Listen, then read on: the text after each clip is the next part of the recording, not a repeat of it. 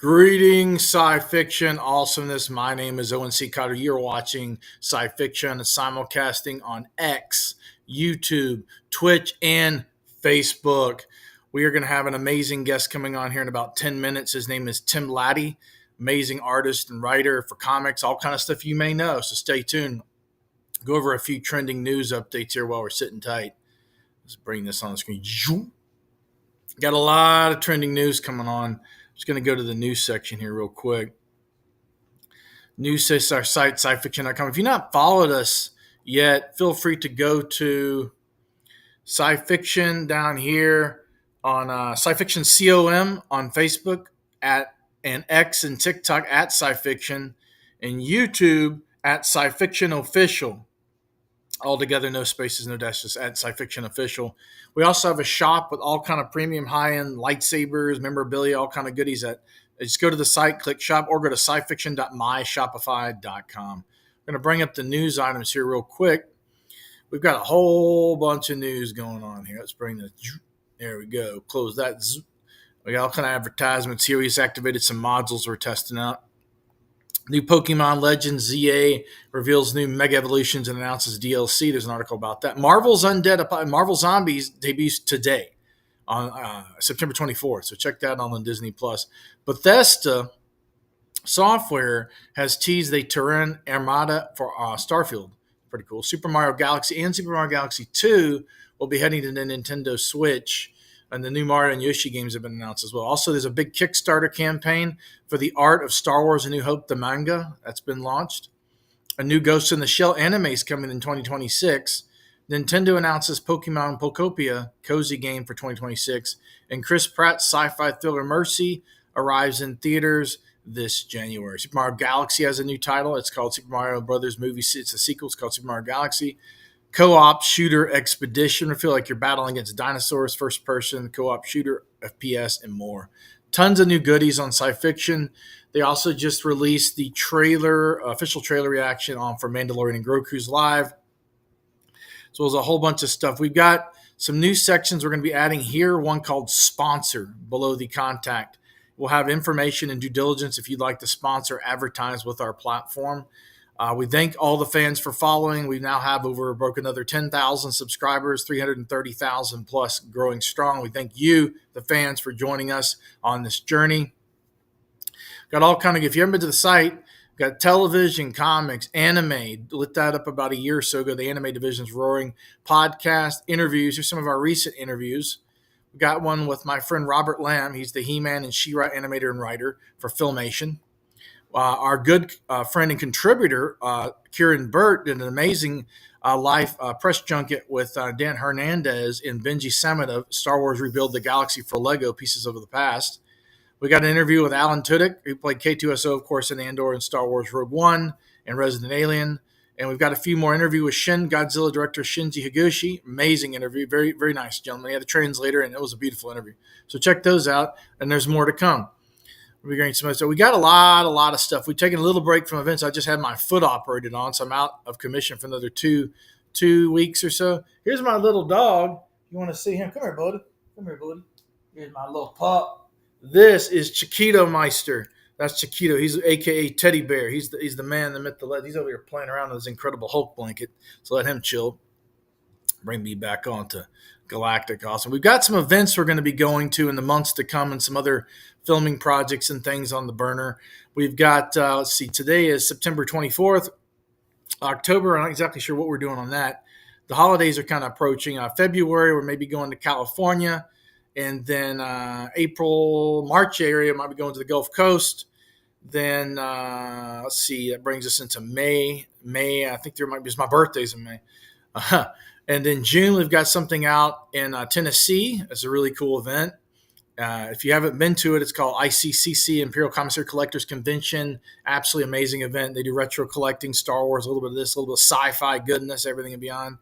And then July, of course, is our favorite one of all time, SDCC, followed by a few others after that, and August and September, which brings us full circle back to coming up on 2027 after that.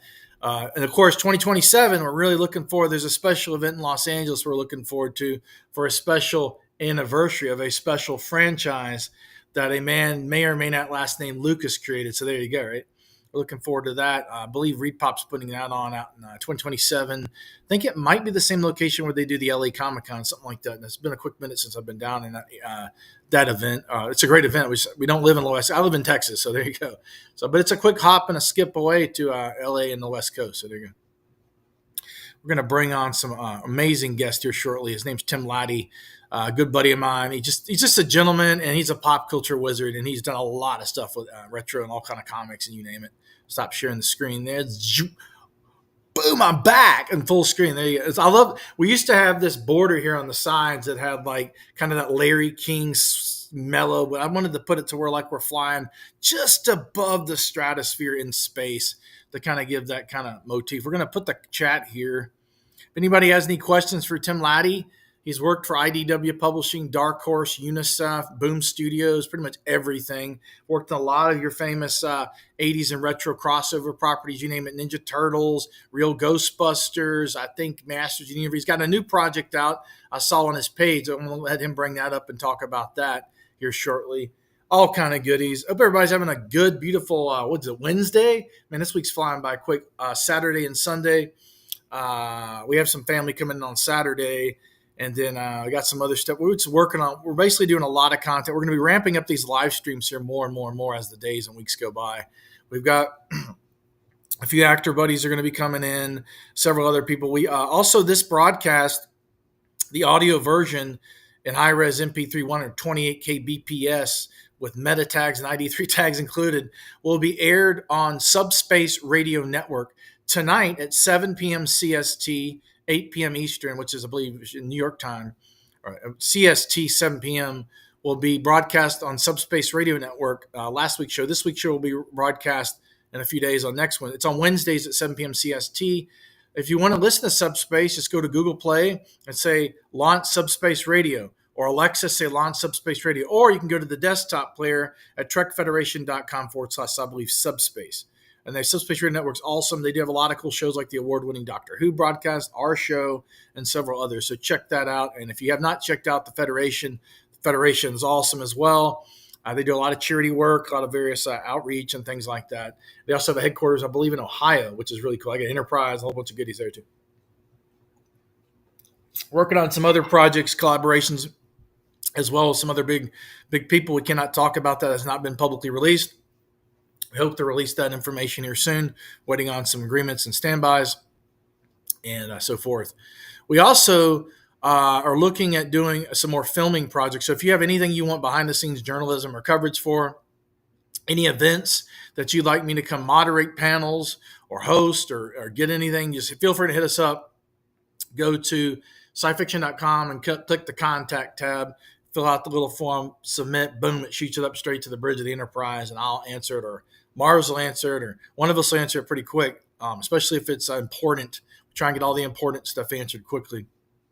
Or you can message us on Facebook, DM us at SciFiction.com. Just type in SciFiction, boop, it pops up with the yellow and blue logo with the little red comment. Be bringing on Tim here shortly. Everybody's having a very beautiful day. Had a lot of good things, some not so good things go by over the last few days, but also we got to stay positive, right? We've got the man, the myth, the legend in the Quantum Leap waiting room here on the back burner. Let's see if we can get Ziggy and Al Calavici to bring him on. Boom. Tim, how's it going, man? It's going good. It's going good. How you doing? Doing good. We're talking about all the pop culture goodies and sci-fi and all the goodies, man.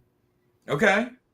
I love your backdrop. You have a little bit different backdrop than last time, man. It should be the same. I haven't reorganized. You know what's funny is I stream occasionally. I stream every now and again, and sometimes I'm fortunate enough to be doing come on somebody else's show. I never change this, and I'm constantly changing all of this stuff. I noticed the furniture in front of me. Like I have all these toy shelves and all these collectibles that I'm fiddling. Dude, forever fiddling with. Like, I just got some new Ghostbuster figures. And stuff. Dude, those are nice. So, yeah. No, so I got tons of collectibles, but I just don't have enough room to display them. But we just created an office here, and we're getting all the microphones and the calibrations and everything. Okay. Yeah. But I had my foot operated on, so actually doing this from a portable office here, rigged up with a bunch of equipment here. So Okay, all right. Um, no, that's awesome though. Yeah, I'm always thinking about it and want to do more with it. I don't know. Maybe I'm just being selfish. I'm focused on the stuff I'm looking at and not anybody else. You know what I mean? well, you got to do what you love, and then what you love, other people love it. They'll come pouring in. Dude, I've been 3D printing stuff. Like there's this guy Ghostbusters Gear. He has a Patreon and he does all these cool extensions of the vintage toy line. So I don't know if you remember, there was Egon's Lab back in the day. They had an unproduced toy. Yeah. Unproduced toy. That was a prototype. And I just cleaned up this room before I came in here, and I had to put this comic back up. But so I put it on one of the Ghostbuster covers back in the day. That's sick. It's hard to see, but if you see the cover, it's crossing over number 5. And the guy 3D printed. You 3D printed, but he designed a. Let me get the He-Man figures off of it. I have it in use over here.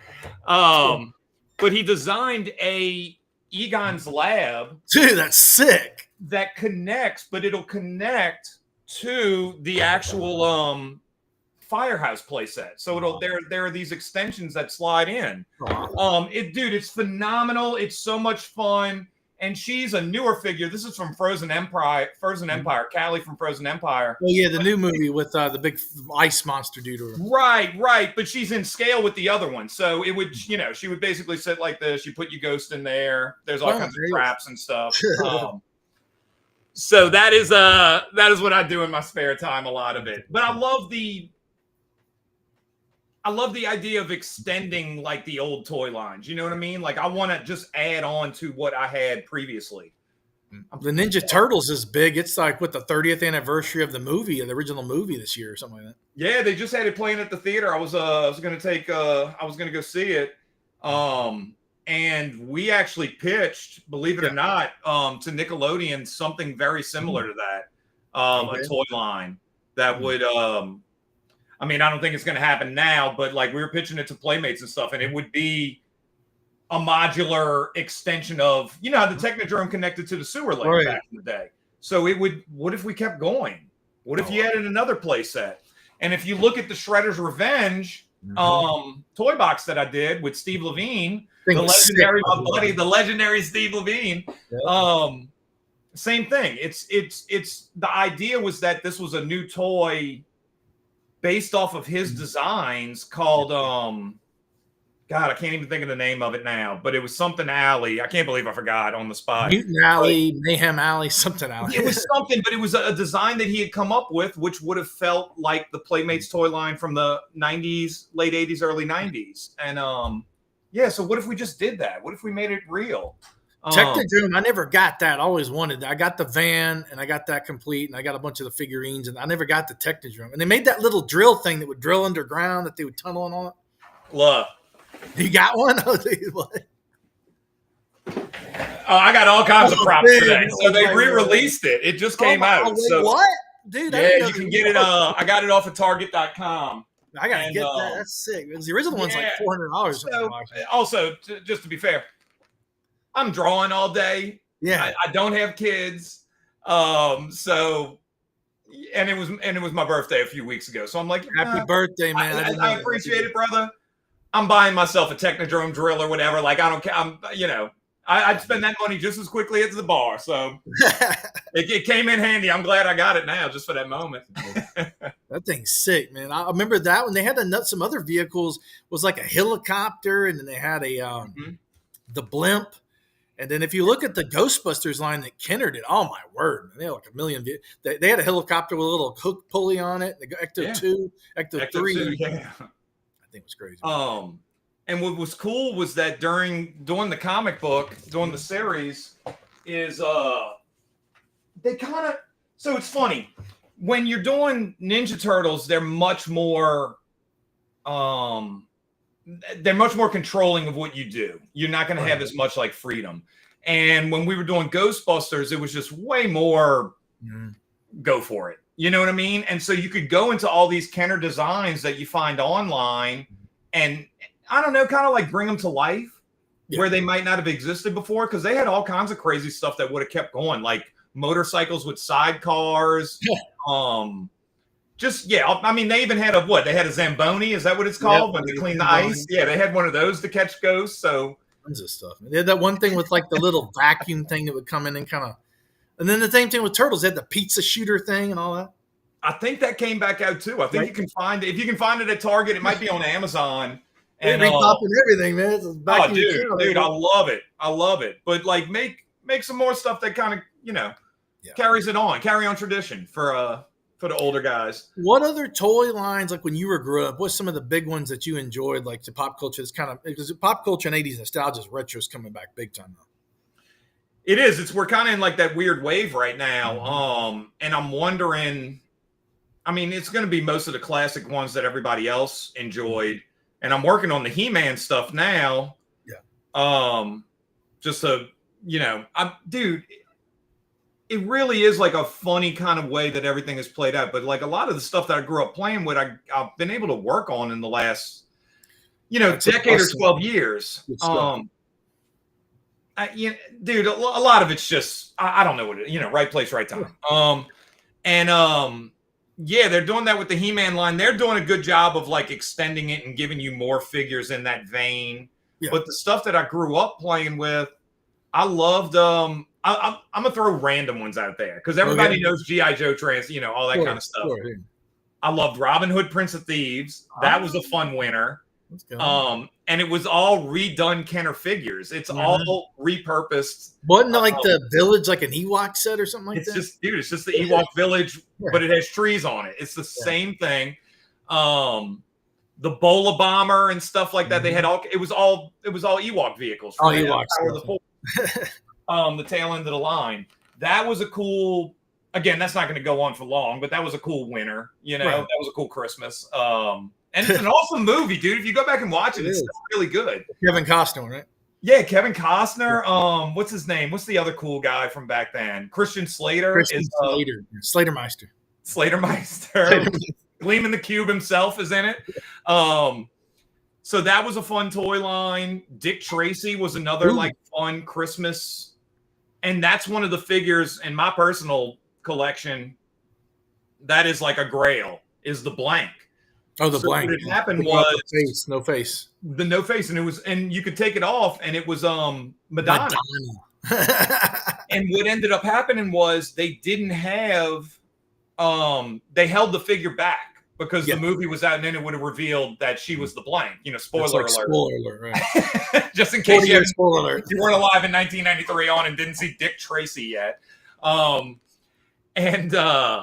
So it only came out in the UK because the movie didn't do that well, and they just didn't produce the toy. So it's a hard figure to get your hands on. How much is that toy worth, you think? Dude, it was like thousands. We can look it up. Boy, wow. Let's do a little research. Little on-the-spot research. Now, those Star Wars figures from Kenner, we have some buddies that run collector groups, and those things are skyrocketing, man. Oh, my word. Ones. A lot of them. Just the loose ones are like $50 to $100, some of them. But the carded ones and like the 12 backs and all that stuff's big money, man. You got like the rare prototypes, the double telescoping Lukes, the vinyl cape Jawa, all that's always, of course, going to be more. Yeah, so off top, I'm looking up blank figures on eBay. What do you think it is? Take a guess. 2,500. I don't know. Dude, 4K. 4K, wow. Dude, they have one for 3,800, one for 5,400, one for 5,200. So you're looking at $4,000 to $5,000 for a blank figure.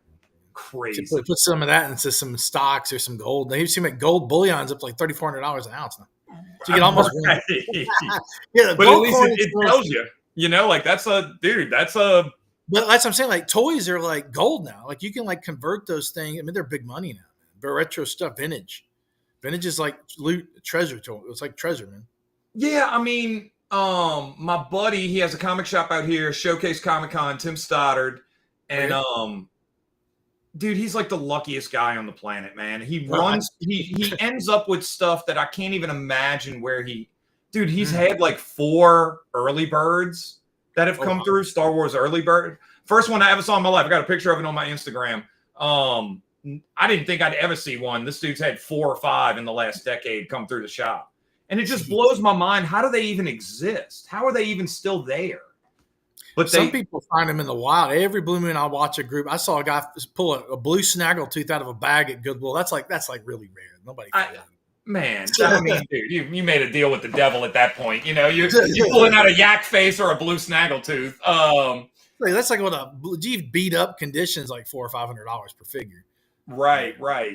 And I'm not one of those kind of collectors. Like if Hasbro came out with a blue snaggletooth as a retro collection, cool. Sign me up. I'm in. I don't care. I just want it for the shelf. You know. What did you think of the Mandalorian and Grogu trailer that they dropped like 2 days ago? I did not see. I didn't even know there was. There you go. That's what I thought of it. I didn't even know. And I liked. I teetered off on that a little bit towards the tail end. I loved when Luke was in it and was training Grogu. And I actually collect all the figures. If they come out with that 5-point reaction, I'm grabbing all of them. You know. I'll tell you what I scored was over in California over at Universal. They have this really cool comic shop. I forget the name of it, but it's over there by Universal Studios Hollywood. We were down there covering an event for their Fan Fest nights, and we went in the shop, and they had this sculpture that's Luke Jedi from Mandalorian with the saber with baby Grogu and a battle-damaged Dark Trooper on the ground. And it's got full bleeding detail, and it's got electronics where the Dark Trooper, flickers lights and has the saber and all that. So I got that. Okay. We're gonna put that in the back of the office. You'll see it sitting right. Yeah, no, that's freaking awesome. That's just like iconic moment. That's just amazing. They have YouTube edits where they do the Jedi theme. They replace the music, and I love it, man. I was watching it within the last month. Put it like that. It happened recently enough that I was watching that scene. That's a great scene. X-wing, just one fighter, Right, yeah. And then she bops your boy in the head and stuff. He tries to kill himself. Yeah, great. Was that got Moff Gideon? You think Moff Gideon survived the clone Moff Gideon? Did you see that? Oh no, I have no clue. Oh shit! Whoops. No, I need to catch. I'm just weird about that stuff. It takes me forever to sit down and watch a show. And then when I do, I'll just go through it. And then I've been on a big wrestling kick, so I've been watching wrestling nonstop. They're bringing that down here to my hometown here. Well, my hometown is actually, but this here in Texas I live now. They're bringing that WWE Raw or WWE something. I'm not sure what it is. It's either going to be Raw or SmackDown. Unless SmackDown. Okay, SmackDown, yeah. They were good for a while. They kind of like really had a bump and drew me back in. Yeah. And you'd be shocked how much that can take up of your time in the evenings. There's like 4 or 5 shows now. Well, you got Ahsoka season 2, you got Mandalorian, you got Book of Boba Fett, you got Skeleton Crew, which is pretty cool. It's like Goonies in space. Okay. And then you have the new movies and all that. But do you know what 2027 is? No, what? The 50th anniversary of Star Wars. That's crazy. Yeah, and that's coming up. They're going to have, supposedly there's a big event. It's going to be in Los Angeles. It's the 50th anniversary of Star Wars celebration. And that's going to be the biggest event they probably ever had. I think everybody's going to be there. Whoever's surviving Lucas probably will be there. Last time for the 40th, John Williams, this is kind of cool. They had it all darkened out where you couldn't see. And then they said, all right, now we're going to have some music. Boom, the lights kick on. There's John Williams, the live symphony, man. I would love to. That is high up on my list is to see John Williams. I can't imagine. I think he does very sporadic shows now, and they might be all over the world. Old. He's like 90. And God knows what those tickets go for just to get in the door. Yeah, and he's up there, man. That had to be like mind blowing. 90 something right now. Okay.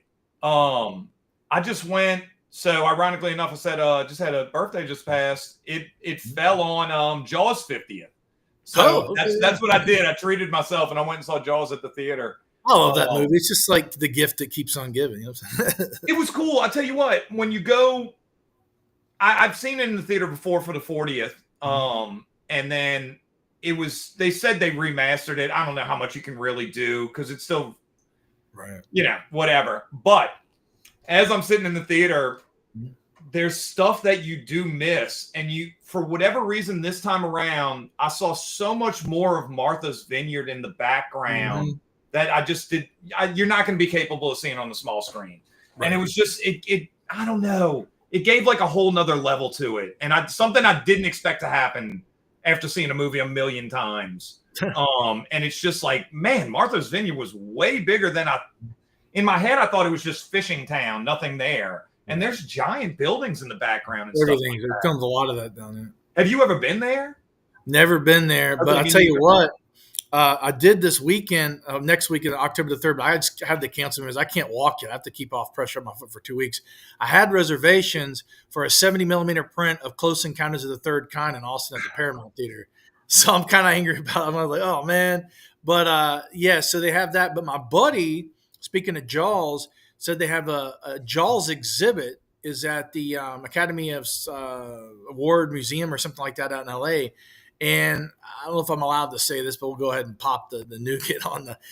There may or may not be some more Spielberg stuff coming in a bigger exhibit, maybe down the pipeline. I don't know if that's true. Okay.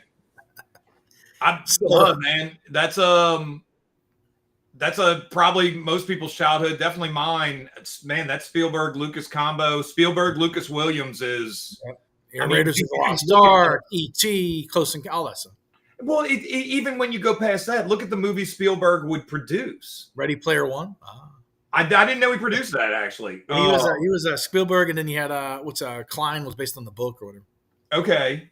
But yeah, like when you start getting, Amazing Stories, that was John Williams and Spielberg. Like that was a great show. I'm actually a big Young Indiana Jones fan. I loved watching that as a kid. Very good. Have you heard of the Young Indiana Jones podcast those guys have? No, I didn't even know there was one. No, that's cool.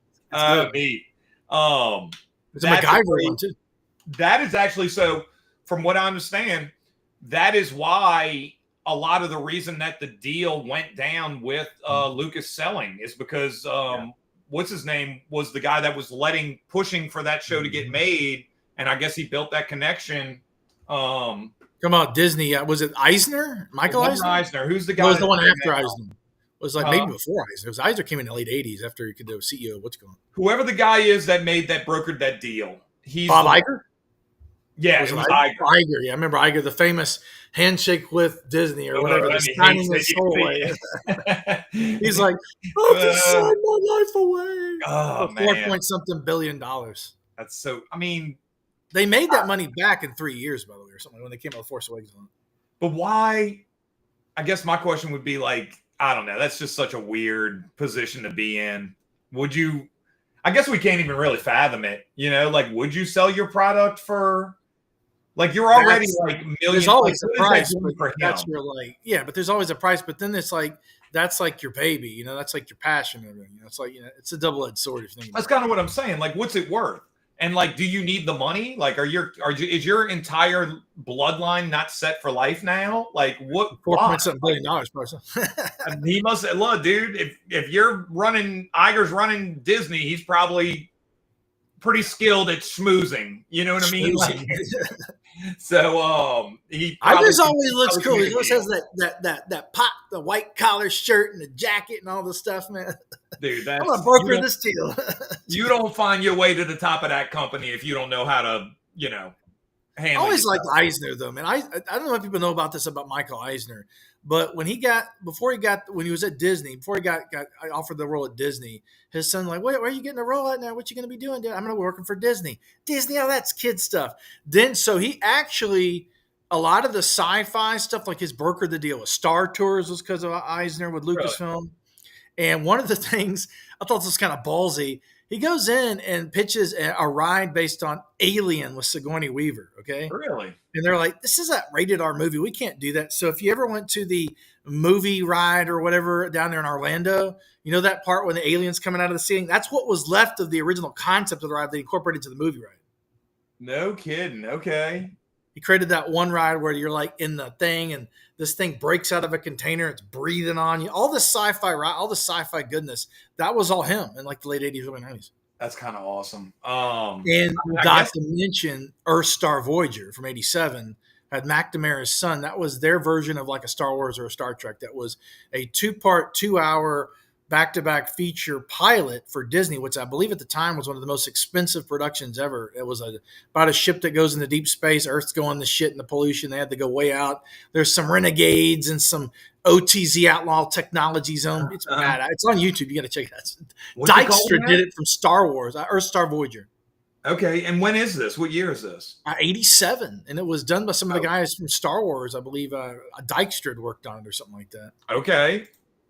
Earth Star Voyager, man. Yeah, I love that. That sounds awesome. And it just didn't hit? Like it just didn't take off. It didn't hit, but it was really cool concept. Kind of takes like Star Wars mixed with Star Trek, mixed with a little bit of everything else.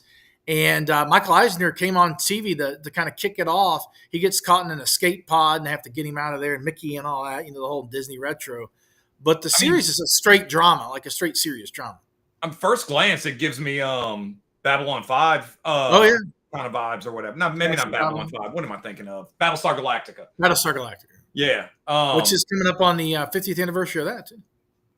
That's crazy. Dude, we're getting old, man. Yeah. Oh, look, dude, I had it today. I went to the grocery and I get back and I look in the rear view and I can see him come like, oh, son. I just went jet white. This has been white since I was 14. All this went white later on. Whatever, man. Leaves change color. It gets coming. So yeah, dude, no, that was a cool one. I'm trying to think what else. I'd almost rather lean towards these. I was watching Sequest the other day. I was on a big Roy Schneider, man. That's a great damn series, man. And Spielberg too. Dude, season 1 is phenomenal. Yeah. You could have walked away. And then season 2, they just kind of went a little Mark Hamill with it. Yeah, right. And I'm wondering what Dom DeLuise had to do with it, because his sons are in it and they play. And his son, one of his sons is really good. He is. But it's like, dude, I'm here to see, Darwin and what's his name? What's your kid's name? I'm here to see Jonathan Brandis. Jonathan Brandis. Like he's the cool kid. He's the cell for a youth. Lucas Wallencheck was our youth. Yeah. Lucas Wallencheck, dude, he was awesome. And the doctor in the first one was amazing. I loved her. And she didn't want to move down to Florida. There was too much change. But man, that first they moved that to, because I used to have the commercial segments. Was Bob Ballard for the Ballard Institute used to do segments for that for Oceanic. You know your stuff, man. Yeah, absolutely. Yeah, he would do oceanographic stuff at the end of the show. It was great, and it has that pure. So what's Sequest? Early 90s, Early maybe 90s. Right. And then the toys, I started looking those up because I'm like, how much are these? Could I clean house on this real quick? And they're not that bad. They're basically like Star Trek Playmates, early Star Trek figures. Like they're 1-for-1. Basically same scale, and I'm like, okay. I mean, Babylon 5 figures too, by the way. Really? Okay. I like that. That's something I'm. Look, this could be a lifelong journey of collecting stuff, right? And I'm with you. I just kind of rotate things, whatever I'm into at the time, and it's fun. The hunt is the fun part, Bounty hunting like Boba Fett. Right. And now I'm kind of like, I really like those old Star Trek Next Gen figs from Playmates back in the day. Like, these are the little Galoob ones that were like 3 1/4 inch. No, these were the Those are the big one for Playmates. Made like the 6 inch or 5 inch or something. Yeah, they were probably like Dick Tracy scale. I feel like they could fit with my turters. They came with they had a big like Star Trek deck and everything. Man, they're cool looking figs. They're a little stylized and a little bulky, but I like that. I kind of like that better than like Ultra. I just scored the red data. The red data. What do you mean red data? The red suit and the uniform instead of the gold, silver, the gold suit. Yeah, the rare red data. I scored that at the somebody had it. I made them a deal, and they took it. Got it at the Star Trek event in Las Vegas, which we covered about back in August. So, do you have all those, or what? I've got a lot of them. I don't have all of them. I mean, there's tons. Right. Like a zillion, like hundreds of them. Right. Yeah, dude, that line went. That's like a And that license changed to a lot of companies, by the way. Star Trek. The guys that did the toys that made us are coming out with a lot of figures, and for the Star that's Trek a great line, series. Actually, we got to talk. I believe it was Brian Volkweis did that or something. Okay. Yeah, we talked to him. He's a good guy. I had him on the show. He does a lot of stuff with toys and the Nacelle-verse and all that jazz. Correct. And I was interested in doing work with them with the Nancel. Well, that's the Star Trek thing, Yeah, their Star Trek toys are phenomenal. They got like the Genesis device it's crazy, man. They're highly detailed and working in the toy industry now. Yeah, you do see some of the prices and stuff like that. It does seem like they're trying to keep them very reasonable and extremely reasonable. Actually, they're coming out with a great Gargoo 5-point figure, and it's. Dude, it might be like $5. It's something crazy because, dude, they are price gouging a little bit on these things, And so Have I'm thinking about supporting them just because they're keeping the prices in that. Yeah. I don't want a great Gargoo figure. They do cartoons too, like Biker Mice from Mars, and they cross over all this jazz. It's freaking awesome. I wanted to work on it. I messaged him. I was messaging him, and maybe I'll do it again because Brian's good people. He's a good guy. He's very passionate about what he does. And I love the figures. I would definitely reach out to them again, and they could probably use any of them because they're building all kind of. They're doing work with Ryan Reynolds. They're doing. I was talking about comic, and they're doing stuff with like The Rock or something like that. Got all these cartoon series and all this stuff mixing up. Right, and I think they have Sectars as well. Sectars, yeah. They had a few that were really RoboForce, right? Yeah, RoboForce. But I was really interested in Biker Mice. I had been wanting to mess with Sectars for a minute, and I feel like there was one other one in the mix. Wasn't there a fourth? I feel like there might have been. Maybe it was Gargoo. Something. But yeah, I did. I felt like I would be a good transitional fit coming from Turtles and all that kind of stuff, and could contribute. It was just great fit, yeah. Yeah, it's just one of them things. It's how do you even know people are even reading the emails? You know what I mean? Like you're dealing. Once you get to that corporatized level where they have like getting 150, 200 emails every like hour, it's hard to go through them and stuff. When you're and I know this from a comic editor. Dude, they're getting God knows how many a day. They have to respond to 50 out of the 200, like you're saying. And then if you're somebody that they don't know the name, they just might not have the bandwidth that day, and so you can't take it. So I don't take it personal. It's just it gets buried in like the soup of all the good. Dude, we all do it. You know what I mean? Like you might get 15 text messages, and then it's just like, okay, I'll get to this one later. You just forget sometimes. So yeah. Were you at Comic-Con this year? No, I didn't go. I went to the one in New Orleans, and then I should have because Mattel was asking if I was going. Yeah, Fan Expo. Are you going to be at Fan Expo this year? Yeah, I'll do the Fan Expos. Which events when I just walk down the street, Which events do you have coming up, if you don't mind me asking, next like 6 months? I'm not doing any events currently. I'm focused on other stuff right now. I'm focused on. You have the books. Time something. I do. What is that? Get this guy out of the way. Time Kids. So this is my own book, and I've actually just launched it on Webtoons, so you can actually start reading chapters of that for free if you go on Webtoons. And it's something I've been working on for many years. It is something that I've been refining as I've been refining at the same time, because when I started it, I hadn't worked on anything yet. It was a Kickstarter that blew up, and then it got optioned for TV and movies.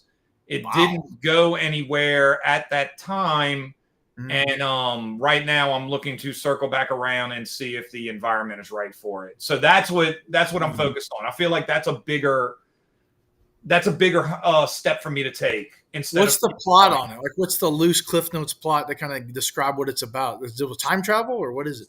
So the elevator pitch is it's these three kids that are taken aboard a flying saucer. And when they're on there, the saucer kind of morphs around them and puts them in these suits that make them look like the classic Little Green Men. They have the big helmets and all that kind of stuff. But the saucer is actually a time machine. So it takes off and takes them back in time where they crash land in Roswell, New Mexico in 1947. So they're the Roswell aliens.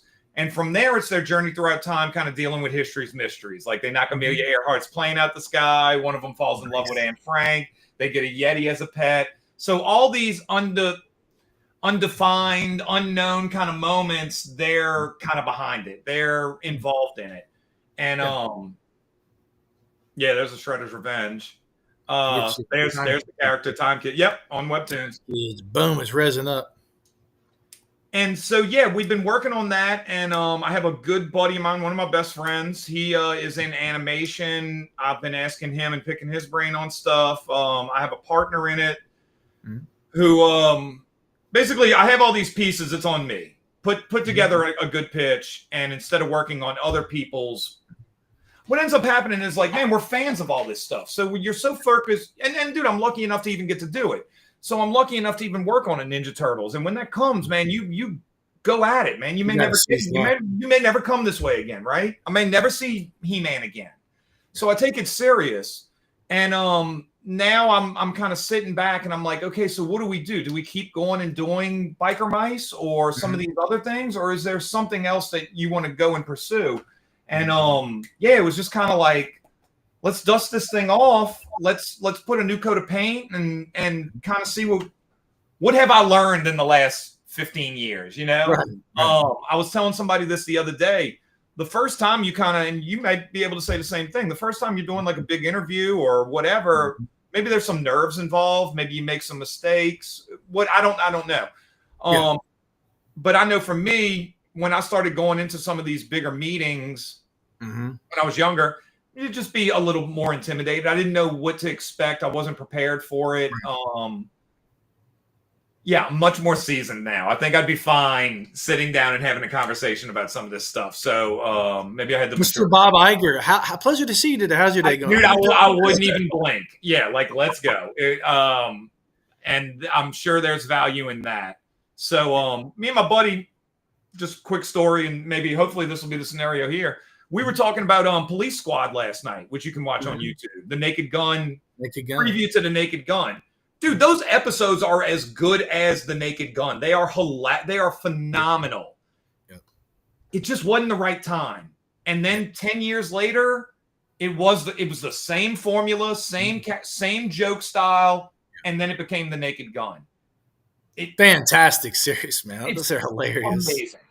Do you see the new one with Leslie Nielsen? The new one they rebooted or whatever? No, I refuse. I'm a homer, dude. Like, it was Leslie Nielsen, man. I mean, like, I remember him from like Forbidden Planet, man, when he was young. I mean, that was like, then The Naked Gun. He has one of the scariest roles in Creepshow. Yeah, when he's burying him on the beach. Show, I forgot about that, dude. Jeez, man. He's got that skeleton like lady out the window and all that shit. Oh, it's horrific. It freaked the hell out of me as a kid. Their heads buried in the sand. Was it Ted Danson? Ted Danson? I don't know who the woman was, but it was Ted Danson when he got buried on the beach. Like they buried him on the maybe and that was. He filmed it. He was filming it and watching it back at the room, and then See, I always get blurred with like Twilight Zone, the movie, and the Creepshow, and then you got like all this other like, and then the Tales from the Crypt came out. So it's a big blur of all this wild jazz, man. Oh man, I love them. The first two Creepshows are amazing. They did a third one that's pretty good in like mid 2000s, early 2000s. It's fine. Yeah. But those first two, the Wooden Indian. Oh Jesus. You know, like they just had great episodes, man. Great horror. Kind of like retro. Yeah. You know, anthology film. You don't get that as much. It's like horror, amazing stories, but mixed with like just horrifying stuff. A little, just a little darker, a little creepier. Do you know that the Tales from the Crypt? I found out about 4 years ago that the series is there's only like 20 something comics that they made under the brand of Tales from the Crypt. The rest of the stories were from the proto comic, I think like Vault of Terror or something like that. Okay, so how about that? They took those stories and they kind of just recycled those with the whole thing, with the witch and the Crypt Keeper and all that. I didn't know that until like 4 or 5 years ago, man. EC did the pre-timely, the EC code, the comics code.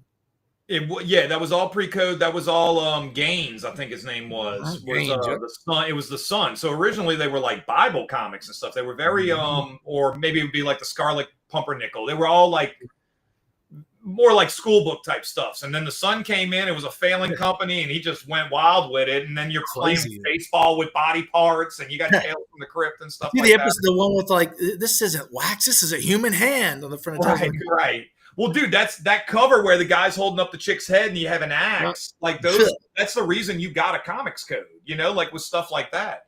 And Ray Bradbury, I think, did a book on Tales too. Oh, really? Okay, man, dude, it was a thing at the time, and they were like 3 characters. It was the Crypt Keeper, like you said. There was like a witch chick, the witch, and the other one. So like I forget the third one. Dude, are you a do you like Hammer films? Hammer films are good, yeah. So there was another company that came out that kept that same Hammer team where you're gonna have Peter. I love Peter Cushing's one of my heroes. Oh, and, he was a nerd himself. He painted miniatures and all that. Right. And I would love to talk to him. He was the gentleman of horror. They never had children. Him and his wife, like you said, he would just paint army miniatures, feed stray cats, take kids to the movie theater. Like, dude, he's just the best. But in the films, he's like the most evil man on the planet. You know, like the worst guy ever. But they had another company called Amicus that was producing. Amicus, yeah.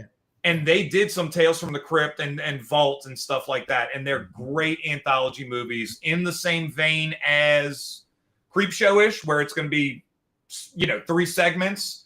Yeah. And man, they're wonderful. As Halloween's coming around, they're so good.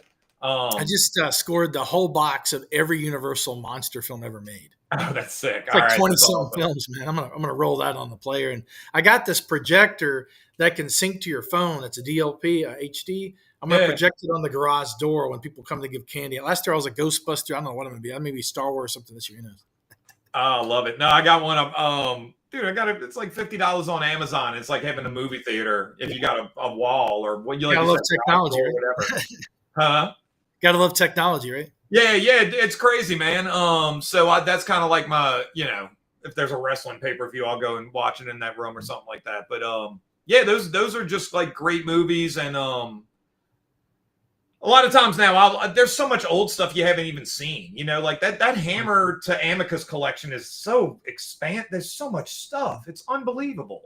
I think there's even just the Tales from the Crypt series was on for seasons, and they right. That was a big cash cow. Did you read I don't know if there's an article that somebody wrote an article about the Crypt Keeper. The guy did the voice. And his career blew up, man. He had like action figures, T-shirts, TV shows, a talk show. Reminded me a little bit of Max Headroom. Yeah, well, I remember they used to have you'd have like a 900 number you'd call, and he'd answer the phone and talk to you. I don't know if it was really him or people that sounded like him, whatever. Freddie had one too. The 80s and 90s. Freddie did. But another one that I thought of when we were talking. You're good at this. I'm testing your knowledge now. What about Kolchak the Night Stalker? You ever saw those? Dude, the detective show? Yeah. Kolchak, man. Man, we were talking about that last night. So the first Kolchak movie, the first Night Stalker movie is top notch. And then the second one's pretty good, and the series is really good. And it's the dad from A Christmas Story. Yeah, Christmas Story. Who's just a great actor. Amazing. He passed away years back. When he passed, like maybe 10, 20 years ago, something. Dude, it was in I think it was in one of those movies. It was that's right. I think it might have been like Tales from the Crypt or it was Twilight Zone. One of those, yeah. They screwed up on something and a special effect was ruined and a helicopter was coming in. I'm almost positive this is a story, unless it's somebody. It could be somebody else. But yeah, and I think I think it's him. I don't know. Somebody. I don't want to tell the story and then it not be him. Sounds like Brandon Lee. It's terrible. Yeah. So he tried to save the kids, whoever it was. If I'm wrong, I'm wrong. But yeah. And that was a big issue with the Twilight Zone. They sued the people. Like, I remember that when they sued for the lawsuit or whatever. Right. Because I don't know, how do you even plan for a helicopter stunt? Like that episode of T.J. Hooker. I saw Shatner talking about him going on the side of a train, and it says, "Well, how does it look? It still looks like you're going 30 miles an hour." And they read it. How long does it look? It still looks like you're going 45. And then he's on the side. Like, there's a point where he says that like, this is like so dangerous. I shouldn't even be doing this. Got like 80 miles an hour. Well, I'm certainly, my career is not like that. You're not going to have that issues with art as much, but I was watching wrestling stuff and it was like, man, they're doing all this for a SmackDown. Yeah. Like just random episodes. They're like doing moves that could kill you. Yeah, you got, man, I respect Owen Hart. Owen Hart died. One of them, Owen Hart died, right, in the ring or something. Like that? Owen Hart, he was coming down from the rafters, and freak accident, I think, and it looks rough. I mean, you're never gonna see the clip, but you can see the reaction of the other wrestlers like Jerry the King Lawler and stuff, and I mean, they're, they knew. I mean, it didn't look, and then they had to keep wrestling. They had to keep going. Wrestling, we lost Hulk Hogan about a month or so ago. I mean, that was a big loss to not just wrestling, but just an icon in general. 80s of retro awesomeness. Well, we're talking about like 80s and 90s stuff. I mean, Hulk, you had Thunder in Paradise, you had Suburban Commando. I watched that recently as a tribute to him. When I were at Comic-Con in the condo, we watched that, the whole movie. Man, and so I loved all that stuff growing up. So he was his own like level of a superhero and larger than life. And is anybody even close, like in the wrestling world? Like even The Rock? Maybe Roddy Piper from They Live. I don't know. You know what's a funny the tie into that? I realized recently when I was watching Suburban, the tracker and the tracker from They Live are the PKE meter from Ghostbusters, the same prop. No way, huh? Yeah. Watch Suburban Commando when he's got that tracker with the little wings, and then watch when they're tracking the aliens in They Live. It's the same thing. It's the PKE meter recycled in both films. Oh, that's crazy. That's awesome. Those went missing for a while, and they popped back up at an auction or something like that. That's crazy. Well, I think a lot of times they just had warehouse Star Treks like that. You know what I mean? They're just going in there. Okay, we're putting them in a Roman story, or like Mork and Mindy. They recycled the Klingon disruptor for Mork's alien blaster or something like that. Well, his suit was where was his suit from? It was Star Trek. It was something, maybe something from the 70s, or maybe I don't know if it was. No, man, it's an old one. Really old, like 20 years before, maybe, or something like that, 10 years before. Right, but it's something iconic, and then they just put like the triangle on it. But it wasn't my favorite Martian, was it? Or something? No, dude, I lean towards it Star Trek, seriously. Star Trek, I think. Maybe one of the alien or Klingons or something. Was red, though. It was red. It might be Star Wars. Probably Star Wars or something. It's something in that like late 60s or mid 70s kind of era. Right. I'm gonna find that. I'm gonna research that later on. Yeah. It's I don't know. I forget, but there is some kind of connection there. Write us, Mork and Mindy fans, Nanu, and let us know in the comments or somewhere. It's General Pike. So there. Oh, dude! Pike's original uniform in the pilot. Wow. Recycled something. Right. Says Robbie Williams in the tag in the auction. Right. So I guess they're just like, hey, it fits. Put it on. Chip, put a sticker on there or whatever, and they just which is cool. I like that kind of like hodgepodge mashup. Find whatever you can to make it work, kind of Hollywood. Well, we've got about 20 seconds or so left before we have to, because we're going to be airing this on the radio on Wednesday on the Subspace Radio Network. I want to thank you, Tim, for joining us today on the show. I want to bring you back too eventually here soon. I want to thank you so much. I'm easy, dude. I'll chit chat all day, brother. Rocking and rolling, man. 80s retro and 90s, man. You have a good day, okay? All right, brother. You too, brother.